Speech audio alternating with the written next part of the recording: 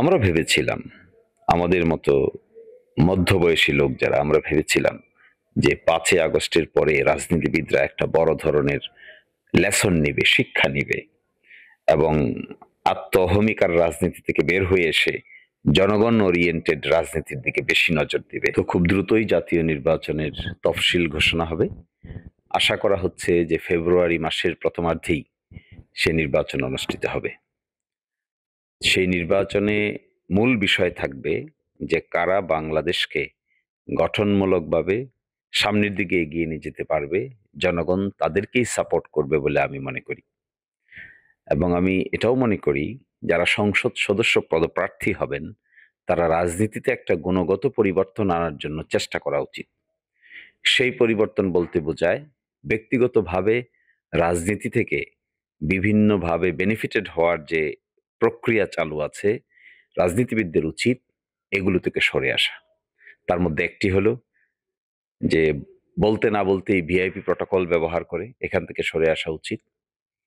এবং ব্যক্তিগতভাবে যে সমস্ত সুযোগ সুবিধা নেওয়া হয়, ট্যাক্স ফ্রি গাড়ি ব্যবহার করা হয়, বিদেশ থেকে গাড়ি আমদানি করলে ট্যাক্স ফ্রি ছাড়াই গাড়ি পাওয়া যায়, এই ধরনের সুযোগ সুবিধা আছে দেখেই মানুষ পার্লামেন্ট মেম্বার হতে অনেকেই অনেক বেশি আগ্রহ বোধ করেন।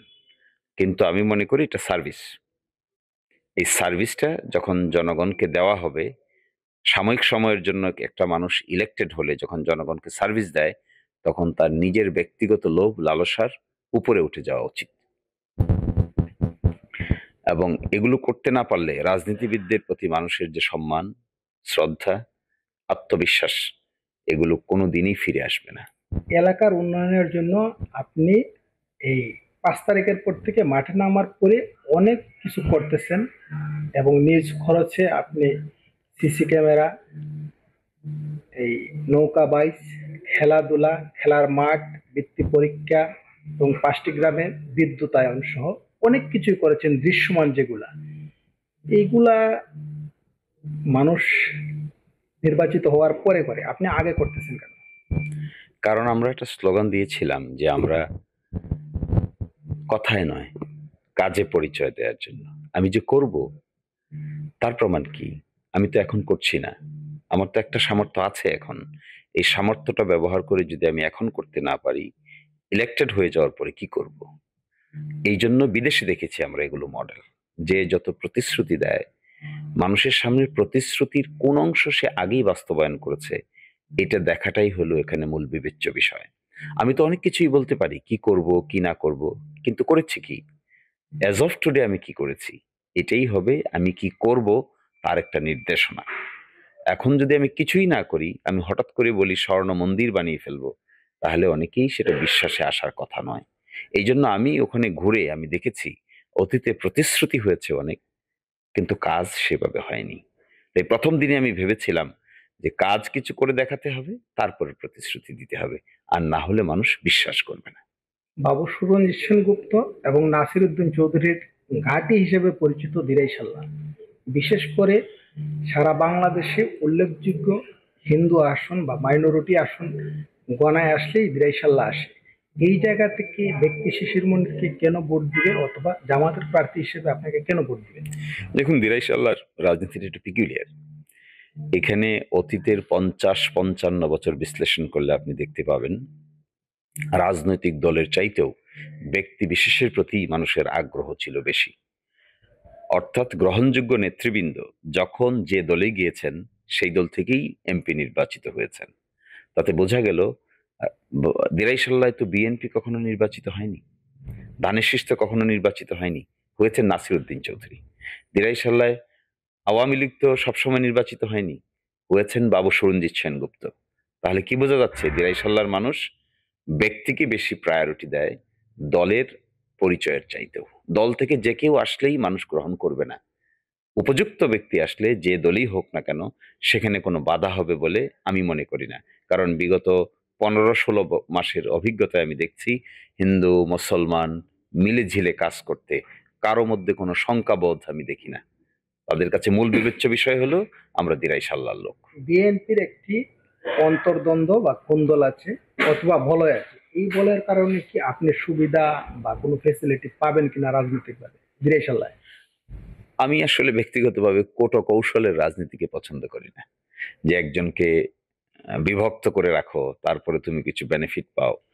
আমি মনে করি এগুলো রাজনীতির মূল আলোচ্যসূচি হওয়া উচিত না।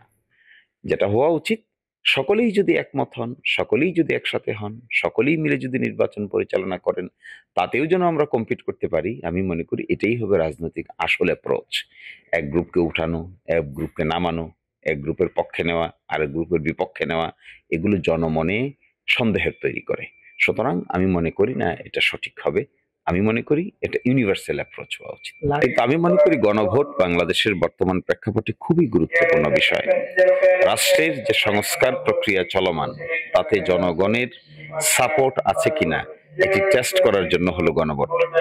এই গণভোট যদি অ্যাকসেপ্টেড হয়, তাহলে পরবর্তী পার্লামেন্টের বিস্তর পরিবর্তন হবে। এই বিস্তর পরিবর্তন করতে না পারলে নয়া বাংলাদেশ গঠন করা কারো পক্ষেই সম্ভব হবে না।